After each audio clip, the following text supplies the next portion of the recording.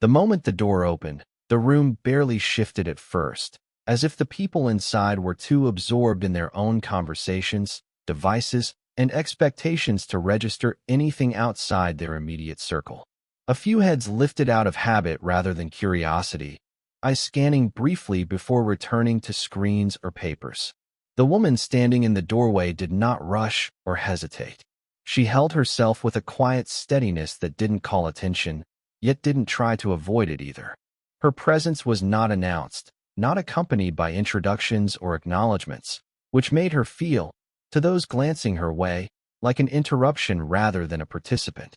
She wore a janitor's uniform, clean but modest, the kind of attire that most people in that environment associated with maintenance staff who came and went outside of scheduled meetings, not someone who would step into the center of one.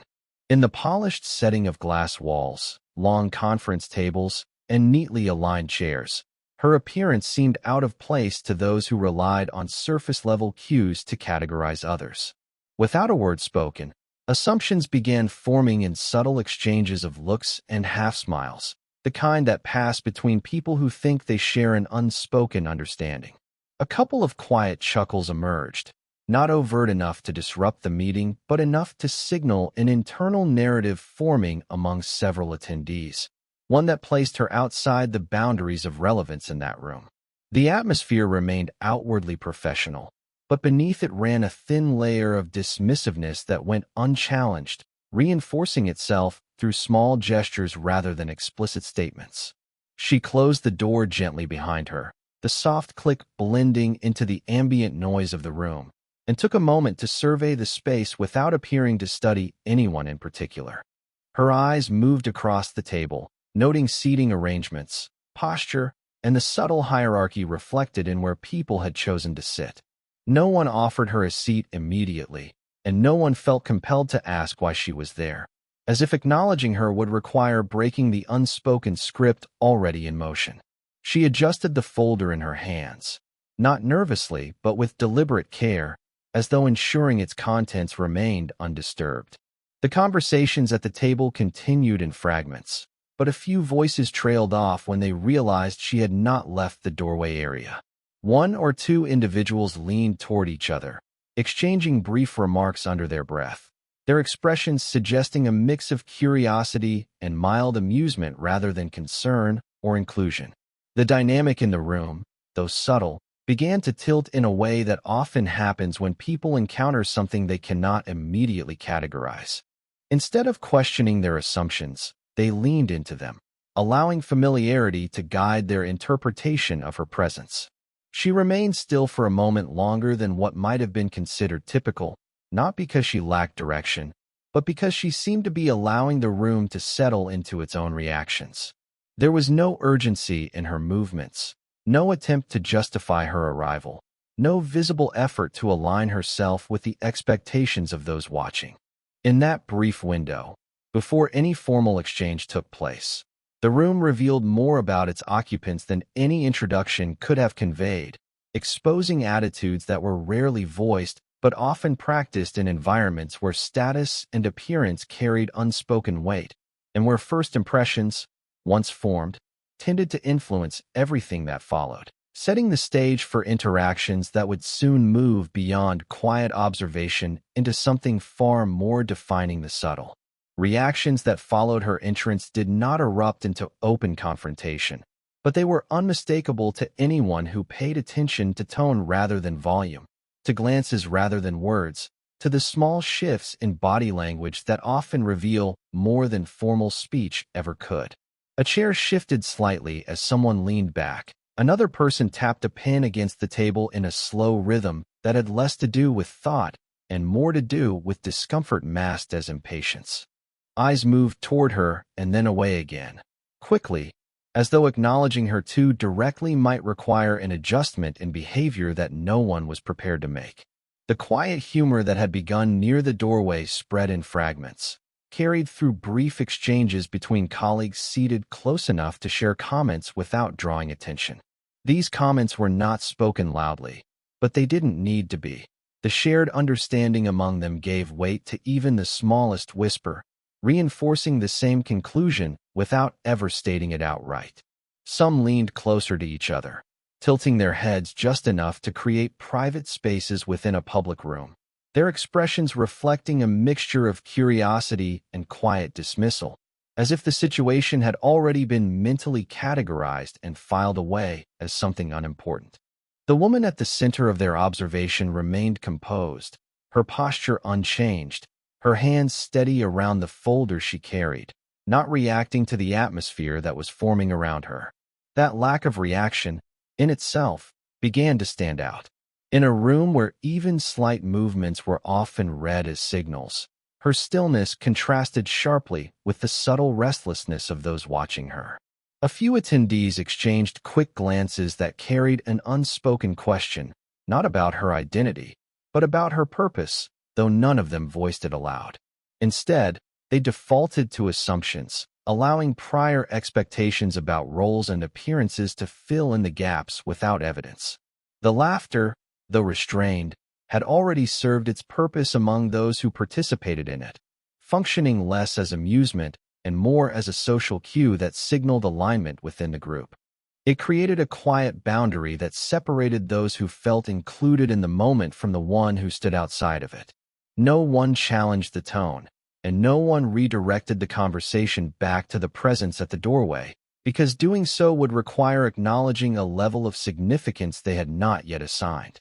Even as the meeting environment continued to operate with its usual structure, agenda points, and formalities, an undercurrent of bias shaped the way each person interpreted what they saw.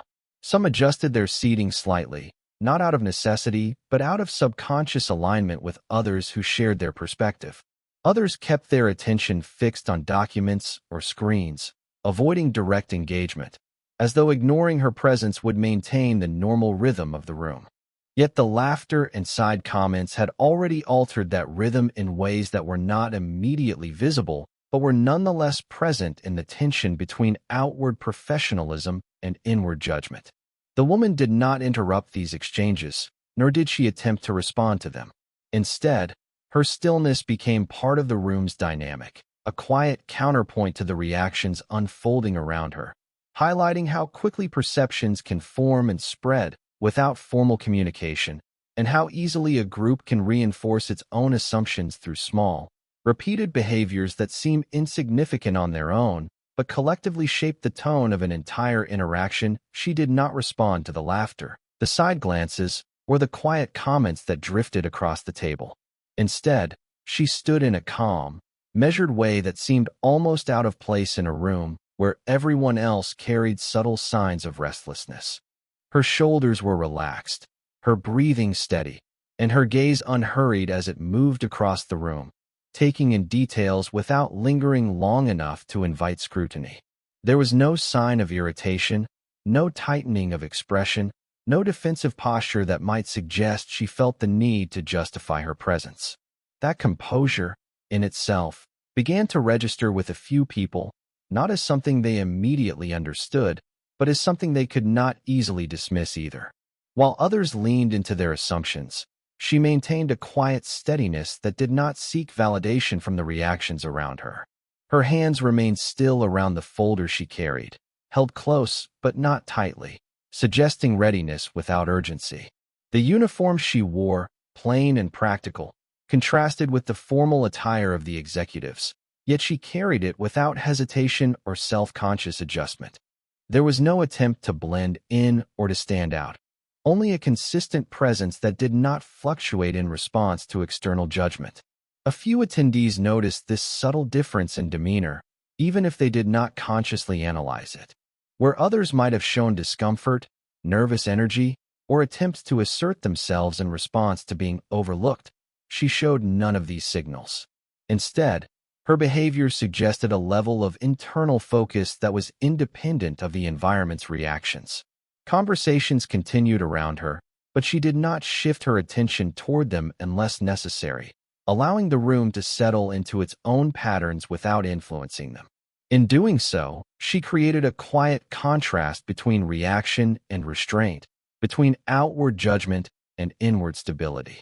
The people who had laughed earlier now returned to their discussions, Yet their attention would occasionally drift back toward her, not because she had changed her behavior, but because her consistency made her presence harder to ignore than they had initially expected. There was an unspoken awareness forming among some that her lack of reaction was not a sign of uncertainty, but rather a deliberate choice to remain unaffected by the surface-level dynamics playing out around her. She did not fidget, did not glance toward the speakers, and did not attempt to signal for recognition. Instead, she remained anchored in place, as though her role in the room was defined by something beyond immediate acknowledgement. That sense of calm extended beyond physical stillness into the way she carried herself mentally, suggesting that her attention was directed inward, possibly toward the purpose that had brought her there, rather than outward toward the opinions forming in real time. Even as subtle exchanges continued among the attendees, her composure acted as a stabilizing contrast, highlighting the difference between those reacting to a situation and someone who appeared to already understand it. In a space where perception often shaped behavior, her ability to remain unchanged by external cues stood out, not through force or interruption, but through consistency that neither escalated nor withdrew, maintaining a steady presence that did not seek approval, did not acknowledge dismissal, and did not shift in response to the shifting tone of the room. She chose not to speak immediately, and that silence was not passive but intentional, giving her time to observe the room in a way that a rushed response would not have allowed. While others filled the space with conversation, assumptions, and small reactions, she remained quiet, allowing patterns to emerge naturally. Her eyes moved across the table, noting who spoke most often, who deferred, who interrupted, and who remained in the background despite their seating position. She paid attention to the rhythm of the discussion rather than the content alone, recognizing how ideas were introduced, how they were received, and how authority seemed to influence whose voices carried more weight. In doing so, she gathered information that was not written in any agenda or presentation, information that could only be understood through careful attention to behavior rather than words. Her silence created a kind of stillness around her that contrasted with the ongoing exchanges, and in that contrast, small details became more noticeable. The shifting of chairs, the brief pauses before someone spoke, the way certain individuals avoided eye contact when particular topics were raised, all of these elements formed a picture that went beyond the surface-level discussion taking place. She did not interrupt to clarify her presence, nor did she attempt to correct the assumptions that had already been made about her. Instead, she allowed those assumptions to exist while she continued to gather context. The folder she carried remained closed, resting lightly in her hands, suggesting that whatever information it contained was not yet needed. Her posture remained steady, neither leaning forward nor leaning back excessively, maintaining a balance that reflected attentiveness without urgency. A few attendees noticed that she had not yet spoken, and in the absence of her voice, some filled the gap with continued conversation, while others became slightly more aware of her presence as time passed.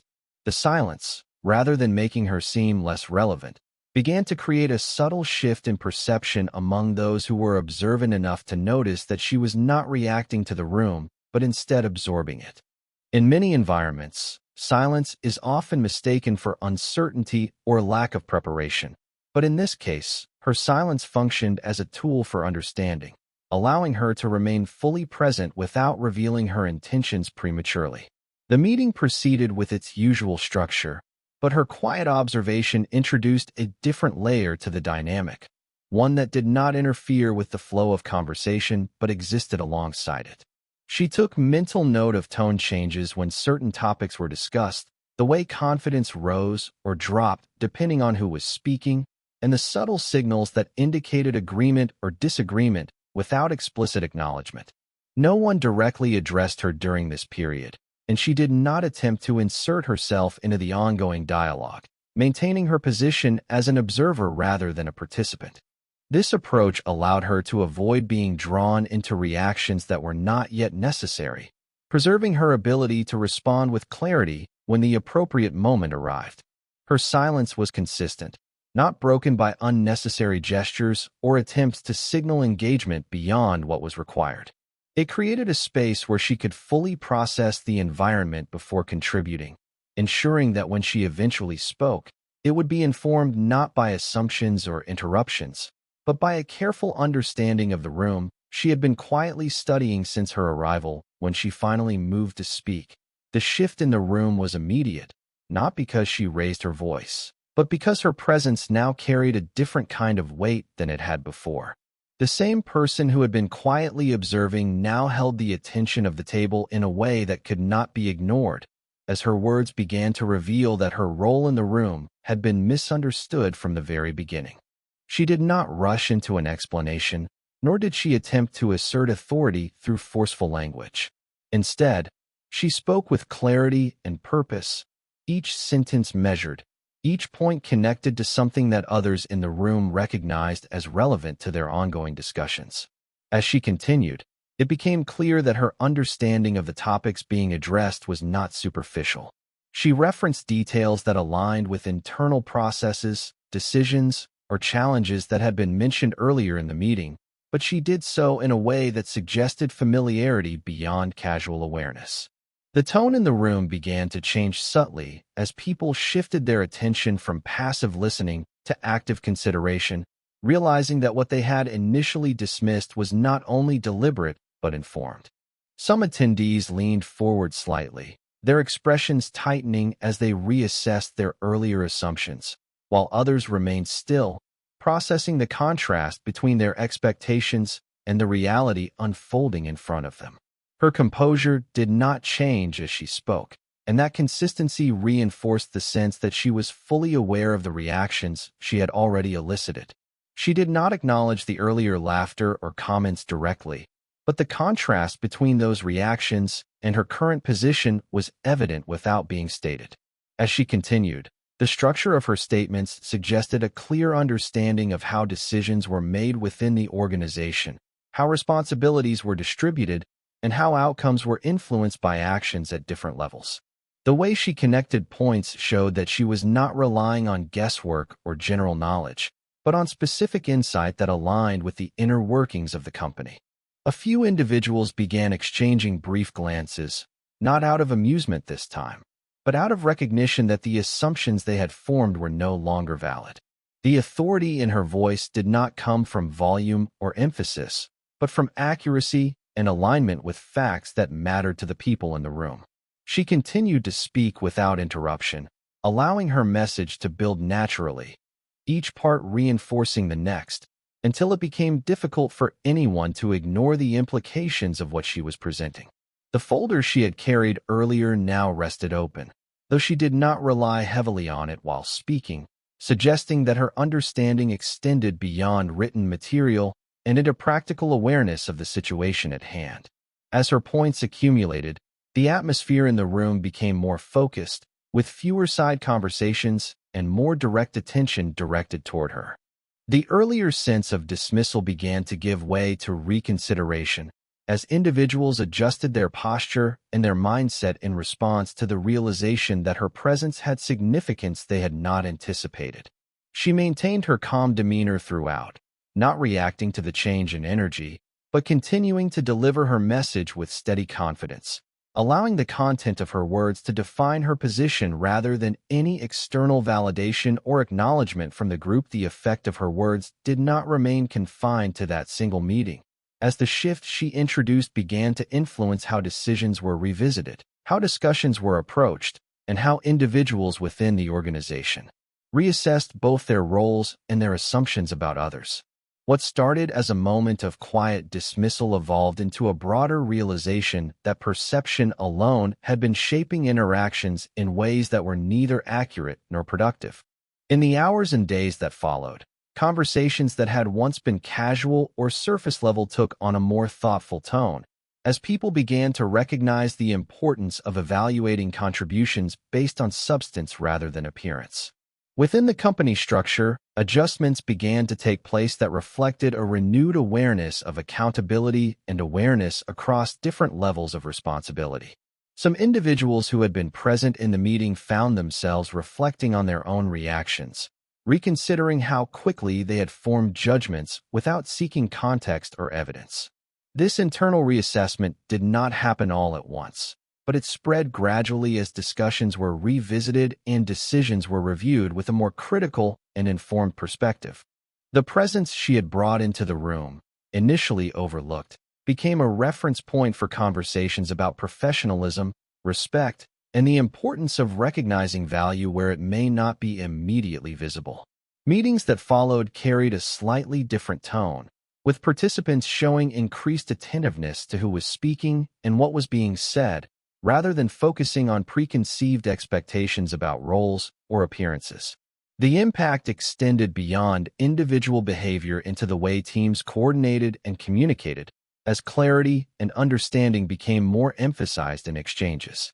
Leaders within the organization began to place greater importance on ensuring that contributions were evaluated fairly, creating an environment where ideas could be considered based on their merit rather than the perceived status of the person presenting them. Over time, this shift contributed to a more open and balanced dynamic within the company, where input from different sources was acknowledged with greater consistency. The moment that had initially seemed insignificant to some became a turning point that influenced how interactions were approached moving forward.